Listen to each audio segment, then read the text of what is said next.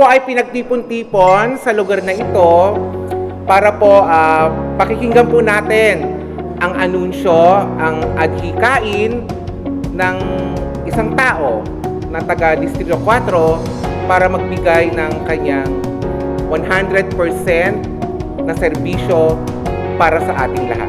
Pakikilala ko na po ang anak ng Distrito 4. Palakpakan po natin si Ginoong Andrew Cantoboy Lopez!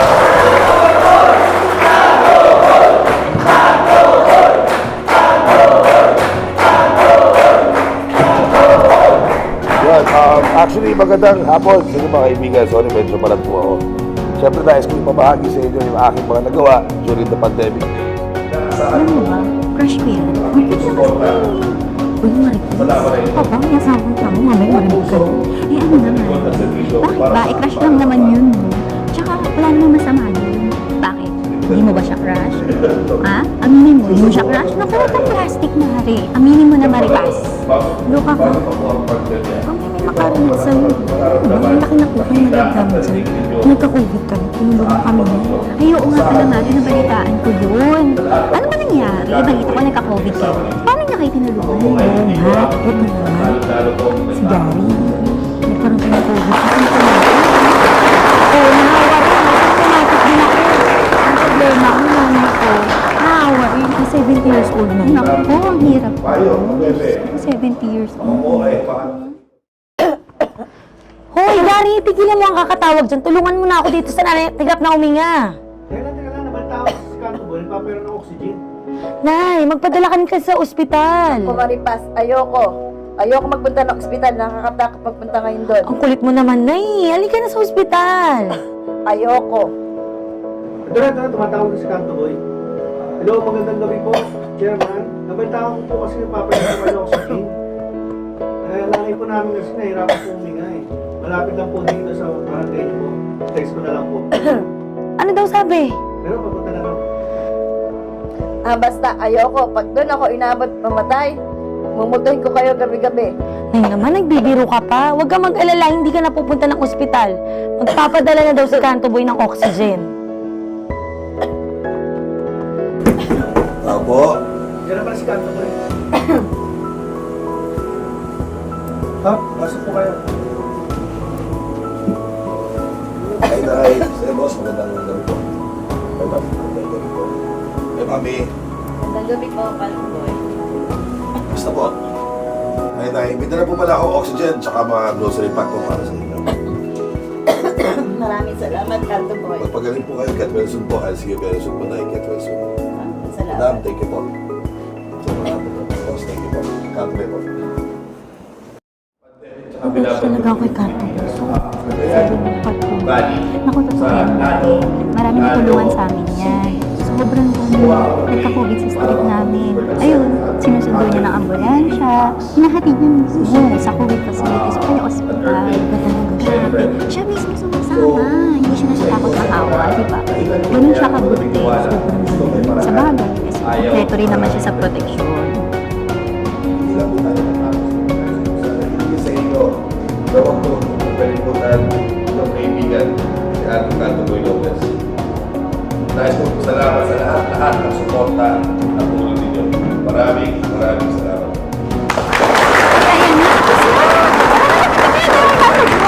yan? Ang wala nakapagpakla? Okay na yan, maganda ka naman.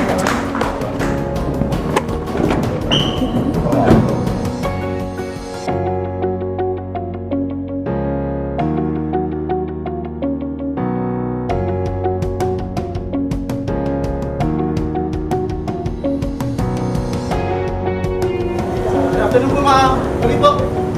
Tiago, bigyan mo lang dito sa pala mo.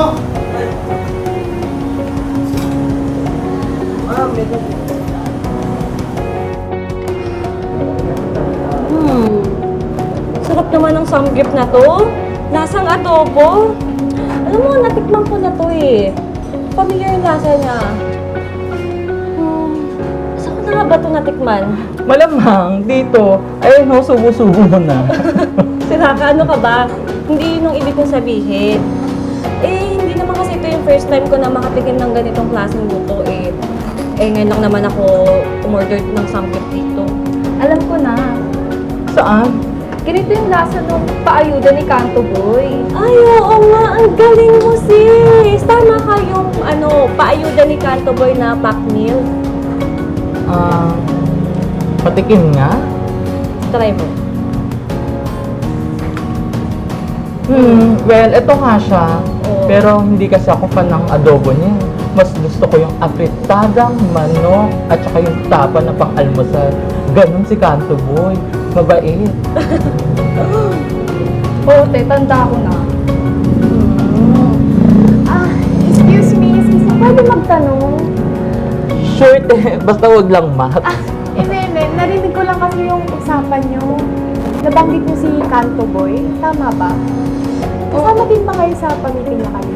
Ah, meron ba? Dun sa headquarters ba yun? Tama ba? Ay, sayang hindi natin alam. Pwede sana nakapagpa-picture pa tayo kay Kanto Boy. Teka, ba't mo tinatanong? Siguro crush mo si Kanto Boy, no? Or stalker ka niya? Hindi. I'm a vlogger and my name is Janice Alcantara. Hi. Nice meeting you. Nagsusulat ako ngayon ng mga articles tungkol sa mga political candidates na tumatakbo ngayong local event. And plano ko sanang i-feature sa next na vlog ko yung mga kandidatong may kakaibang pangalan. Like yun, si Andrew Lopez, aka Kanto Boy. Oh, so, ano na nga yung tanong mo tungkol kay Andrew Lopez? Yung mga pagkain ayuda na nabanggit mo kanina. Noong nakaraang lockdown pa yun, noong 2020?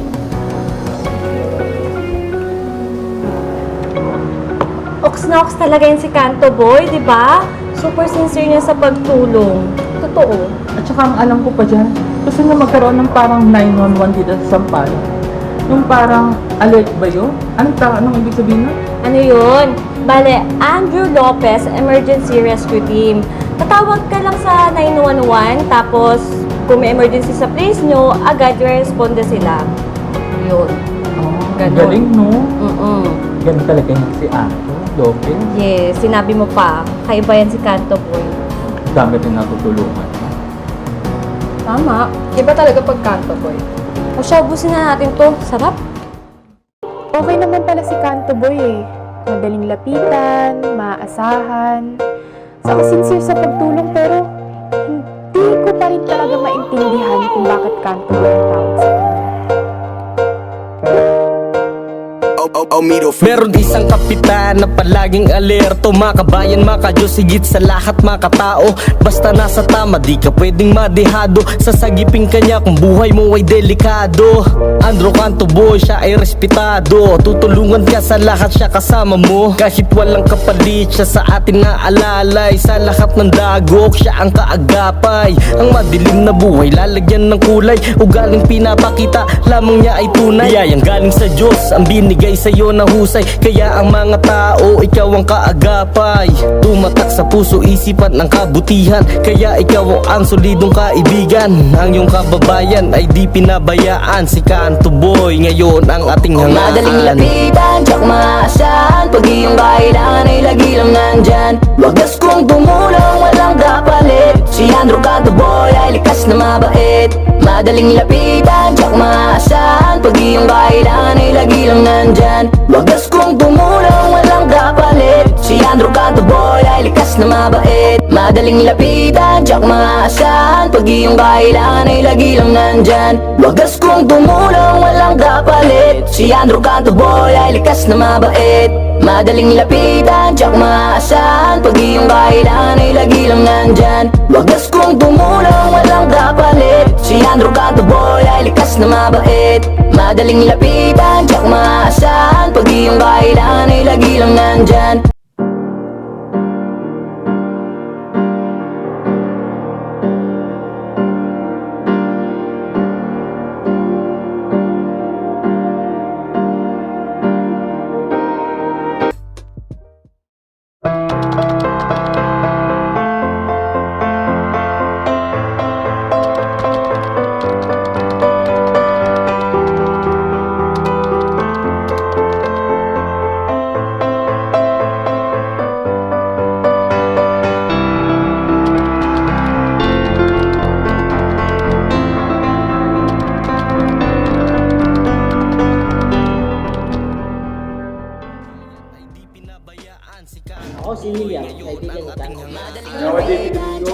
Kanto Boy. At Tonton Regala, kaibigan ni Kanto. Yama na Baham, kaibigan ni Kanto Boy. Kawad Sandra, kaibigan ni Kanto Boy.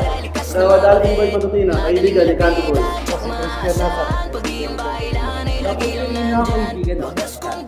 Ako po si Camille Ibiang. Sherman Justin Lee, kaibigan kami ni Kanto Boy. Only Charles, kaibigan ni Kanto Boy. Si Bernard, kaibigan ni Kanto Boy. Ako si I, LGBT, kaibigan ni Kanto Boy. Ako si Dominic, LGBT, kaibigan ni Kanto Boy. Ako si Perry, LGBT, kaibigan ni Kanto Boy. Ako si Cholo, LGBT, kaibigan ni Kanto Boy. Ako si Blinksy One, ng One Thugs, Katogs, at kaibigan ni Kanto Boy. Ako si Waway, kaibigan ni Kanto Boy. Ang Minnesota Buwan of Bontags, Kasangga, kaibigan ni Kanto Boy. Ako si Em, kaibigan ni Kanto Boy. Ako si Ronald Reyes, kaibigan ni Kanto Boy. Ako si Blaze and Flow mula sa One Thugs, kaibigan ni Kanto Boy. Stella Domingo, kaibigan ni Ninyo, kaibigan naman ni Kanto Boy. Alex Branya, kaibigan ni Kanto Boy. Ako nga pala si Daniela Retobe, kaibigan ng Ultra. Ako po si Andrew Cantoboy Lopez, ang kaibigan ng Distrito 4.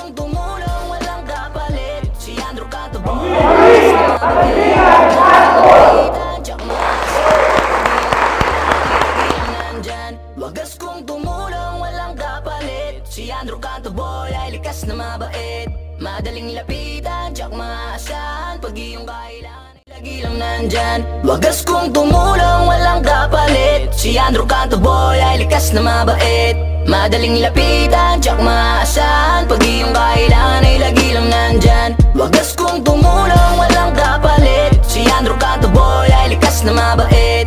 Madaling lapitan, tiyak maasahan. Pag iyong kailangan ay lagi lang nandyan. Wagas kong tumulong